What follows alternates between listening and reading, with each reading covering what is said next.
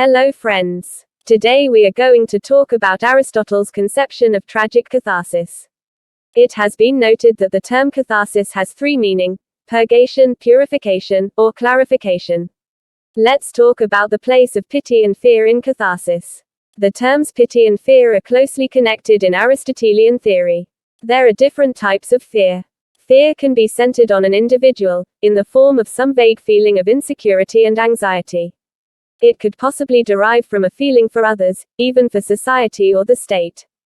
Fear may also arise out of guilt, or rather a recognition of this guilt in ourselves. According to Aristotle, pity is occasioned by undeserved misfortune, and fear by that of one like ourselves. In the Rhetoric, fear is defined as a kind of pain or disturbance due to a mental picture of some destructive or painful evil in the future. Anything that happens to us and causes fear in us, then it will cause emotions of pity in us if it happens to others. On the other hand, pity is a sort of pain at an evident evil of destructive or painful kind in the case of somebody who does not deserve it, the evil being one which we might expect to happen to ourselves or to some of our friends, and this at a time when it is near at hand. Pity and fear are related emotions.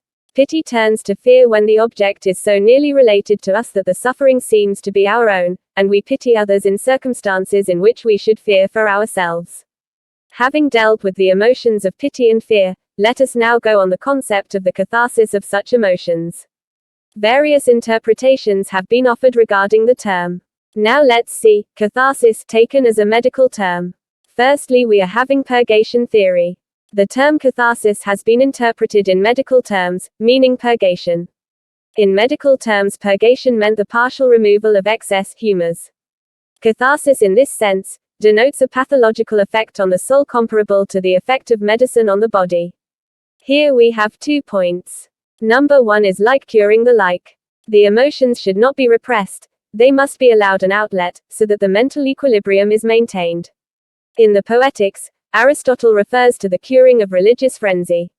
According to Plato, a crying child is rocked to sleep by singing a song. Number 2 is unlike curing the unlike. Catharsis was seen to be in the nature of the unlike curing the unlike. The arousing of pity and fear, the more tender emotions, brought about a purgation or evacuation of other emotions like anger and pride. The sight of the incident aroused pity and fear, and the spectator is purged of those emotions which caused the incidents of suffering in the tragedy. If the suffering in the play was caused by anger or pride, the spectator was cured of these emotions.